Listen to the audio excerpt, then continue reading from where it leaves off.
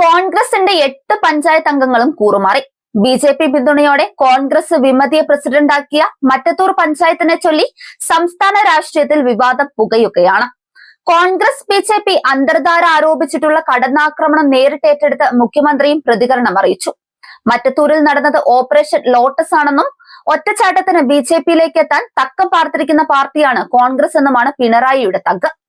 തദ്ദേശ തെരഞ്ഞെടുപ്പിൽ തോറ്റതിന്റെ ജാള്യത തീർക്കാനാണ് മുഖ്യമന്ത്രി അടിസ്ഥാനരഹിതമായ ആരോപണം ഉന്നയിക്കുന്നതെന്നാണ് പ്രതിപക്ഷ നേതാവ് വി.ഡി. സതീശൻ പറയുന്നത്. മറ്റത്തൂരിലെ കൂറുമാറ്റ വിവാദത്തിൽ തൃശൂർ ഡി.സി.സി അധ്യക്ഷൻ പച്ചക്കള്ളമാണ് പറയുന്നതെന്ന് ആരോപിച്ച് ഡി.സി.സി ജനറൽ സെക്രട്ടറി ടി.എം. ചന്ദ്രനും പുറത്താക്കപ്പെട്ട കോൺഗ്രസ് പഞ്ചായത്ത് അംഗങ്ങളും രംഗത്തെത്തി.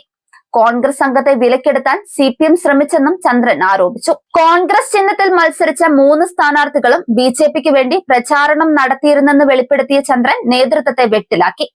മരുന്നിന് പോലും ഒരാളെ ബാക്കി വെക്കാതെയാണ് മറ്റത്തൂരിൽ കോൺഗ്രസ് അംഗങ്ങളെ ബി.ജെ.പി എടുത്തതെന്ന് മുഖ്യമന്ത്രി പിണറായി വിജയനും പരിഹസിച്ചു. 2016 അരുണാചൽ പ്രദേശിൽ ആകെയുള്ള 44 കോൺഗ്രസ് MLA-മാരിൽ മുഖ്യമന്ത്രി ഉൾപ്പെടെ 43 പേരും NDAയിലേക്ക് ചാടി. ഒരു MLA പോലും ഇല്ലാതിരുന്ന പുതുച്ചേരിയിൽ കോൺഗ്രസ് അംഗങ്ങളെ ചാക്കിട്ട് 2021 ബി.ജെ.പി അധികാരം പിടിച്ചു. 2019 ഗോവയിലും കോൺഗ്രസ് ഒന്നടങ്കം ബി.ജെ.പി ലയിച്ചു. അതിന്റെ കേരള മോഡലാണ് മറ്റത്തൂരിൽ കണ്ടത്. സ്വയം വിൽക്കാനുള്ള കോൺഗ്രസിന്റെ സന്നദ്ധതയാണ് ബി.ജെ.പിയുടെ കേരള വ്യാമോഹങ്ങൾക്ക് വളമിടുന്നതെന്നും മുഖ്യമന്ത്രി പറഞ്ഞു. ഇതിനും വന്നു സതീശേട്ടന്റെ മറുപടി.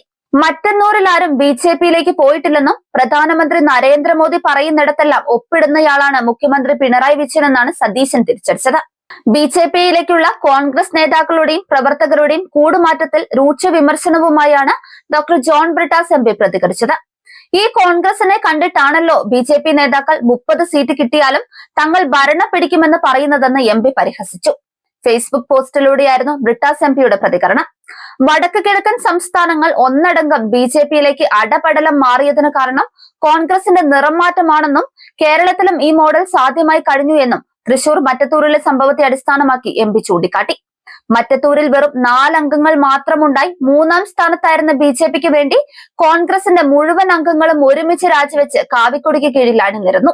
ഇതോടെ പഞ്ചായത്ത് ഭരണം കോൺഗ്രസ് ബി.ജെ.പിക്ക് നേടിക്കൊടുക്കുകയും ചെയ്തു. നിയമസഭാ തെരഞ്ഞെടുപ്പിലും ഇത് തന്നെയാകും അവരുടെ അജണ്ടയെന്ന് ജോൺ ബ്രിട്ടാസ് MP ചൂണ്ടിക്കാട്ടി. പോസ്റ്റിന് ഗുണപാഠമായി കോൺഗ്രസിനെ വിശ്വസിച്ചാൽ എന്തായി തീരുമെന്ന സൂചന നൽകിയാണ് MP കുറിപ്പ് അവസാനിപ്പിക്കുന്നത്.